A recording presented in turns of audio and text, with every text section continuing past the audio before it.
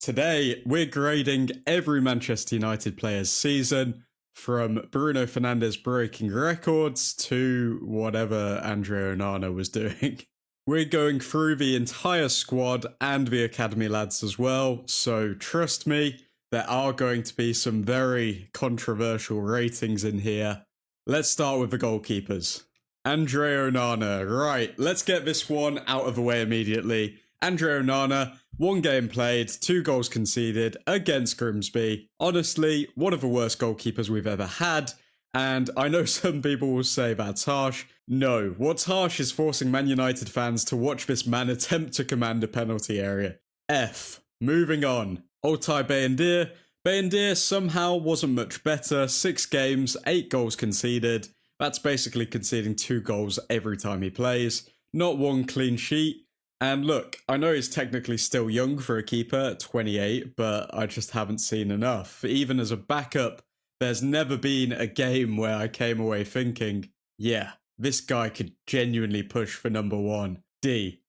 Sen Lammens. Now this is what competent goalkeeping looks like. Sen Lammens has been unbelievable this season. 30 games played, 7 clean sheets, conceding just 1.2 goals per game. And most importantly, he completely transformed the defence.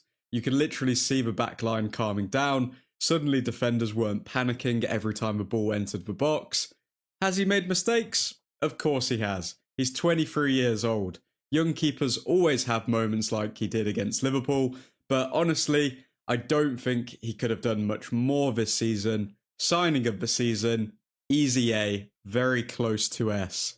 Centre-backs, Lenny Yoro. Yoro's season is a weird one because, objectively, it wasn't that bad. But when you arrive with that price tag and that level of hype, people expect immediate dominance, and we didn't really get that. At the start of the season, he looked shaky, a bit hesitant, like he was still adjusting to the pace of English football. But towards the end, massive improvement. He's finished the season strongly. Still though, for £52 million, I don't think he's fully lived up to expectations just yet. And that's the key word, yet. Because the talent is obvious. B. Matthijs de Ligt. At one point, people were genuinely saying de Ligt could be player of the season, and honestly, they weren't completely wrong. But since December, he's basically disappeared because of the back injury, and now there's a real question mark hanging over his future, because availability matters. You can't dominate games from the treatment table. When he has played, he's looked solid, but 14 games just isn't enough. C. Lisandro Martinez might still be our best centre-back, and the stats kind of prove it. We've only lost 3 games when he's featured, 3, that tells you everything. The issue? Injuries. Again, it's becoming the story of his United career, because when he plays, aggressive, composed, progressive passing, leadership, he transforms the defence. But every season feels like we're waiting for his body to cooperate. Still though, quality-wise, top defender, B. Aiden Heaven. Aiden Heaven has had a better season than Lenny Yoro. Yep, I said it. And honestly, I don't even think it's that controversial anymore. For a 19-year-old to step into this mess and look this composed is seriously impressive. He's had shaky starts to games sometimes, but what I love is he grows into matches. That mentality matters. 18 appearances, over 1,000 minutes played, and he's looked like he belongs. Massive breakthrough season, A. We all owe Harry Maguire some respect, because this season he's stepped up massively, very few individual mistakes, strong leadership, and that goal at Anfield, unreal moment. He's absolutely earned that contract extension, and honestly, the redemption arc needs studying. Because 2 years ago, people wanted this guy deported from Old Trafford. Now he's one of our most reliable defenders, and he's really unlucky to miss out on the World Cup squad.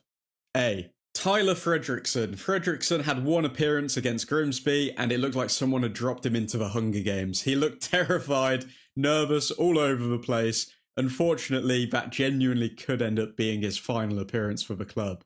D. Fullbacks and wingbacks now. Patrick Dorgu.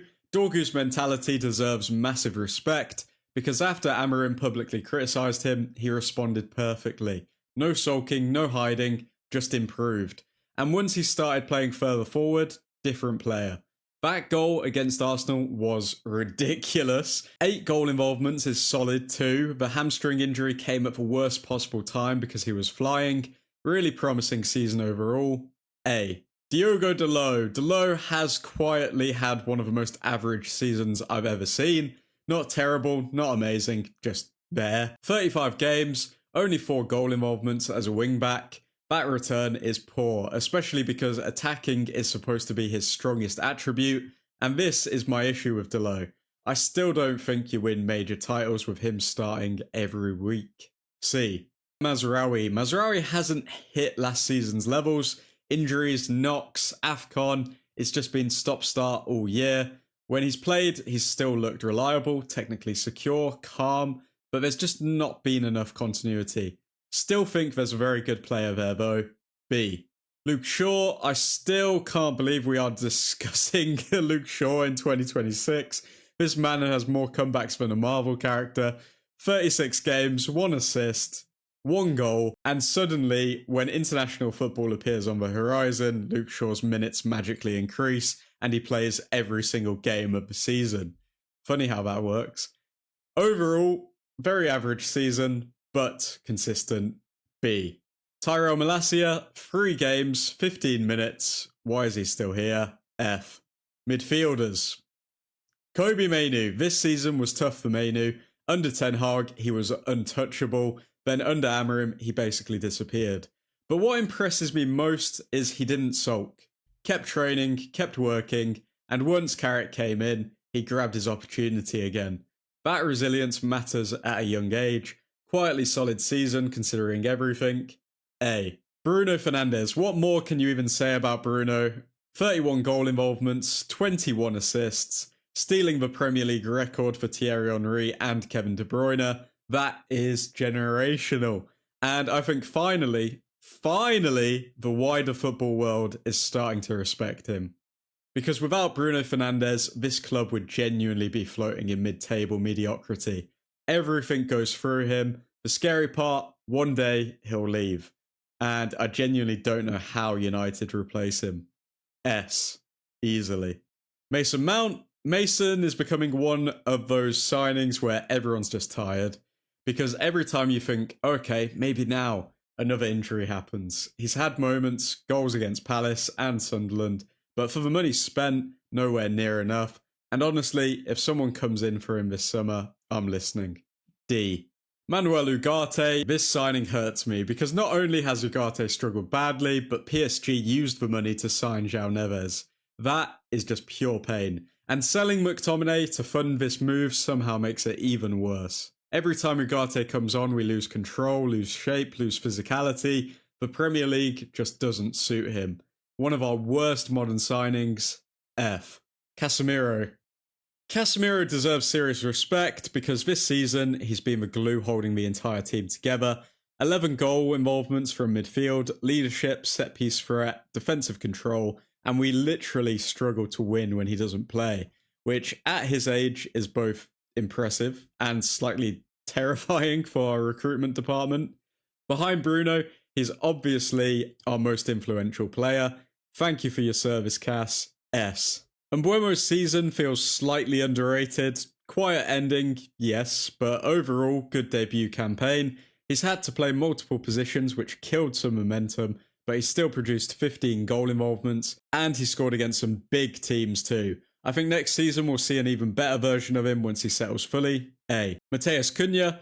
Cunha started slowly, but once Carrick came in, different animal. Aggressive, creative, hardworking, technically brilliant.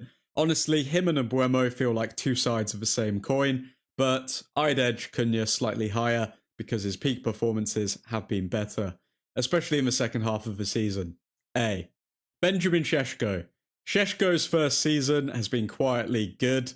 11 Premier League goals at 22 years old in your debut season. That's not easy.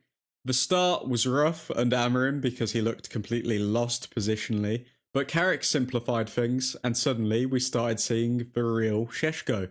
Still raw, still inconsistent, but the potential is ridiculous. A. Amad Diallo. Ahmad's season has been strange because under Amorim at wing-back he looked incredible, so naturally everyone expected him to explode under Carrick further forward, but it just hasn't happened. His only goal involvement since returning from AFCON has been an assist on the final day of the season. That's worrying. Now, defensively, still works incredibly hard, and technically he's quality, but next season feels huge for his future. C. Xerxes is struggling bad. He's too slow for the Premier League, too passive, and 3 goal involvements just isn't enough.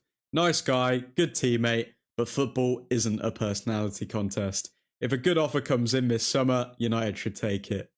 D. Academy players. Jack Fletcher didn't really show much, unfortunately. Too early to judge though. C for now. Tyler Fletcher, 17 minutes played.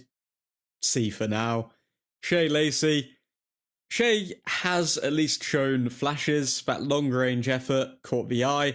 Still raw, but definitely talented. C. Bendito Mantato, I genuinely forgot he played. That probably says enough. Ungraded. Final tier list. So overall, my tiers look like this. S tier, Bruno Fernandes and Casemiro.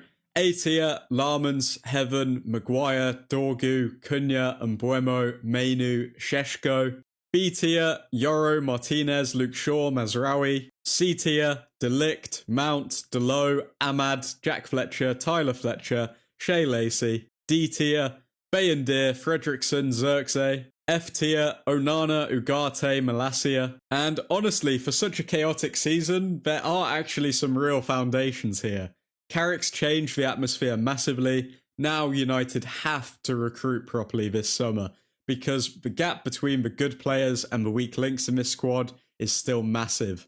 But let me know your ratings in the comments. If you enjoyed the video, make sure to like, subscribe, and I'll see you in the next one. But for now, Godspeed.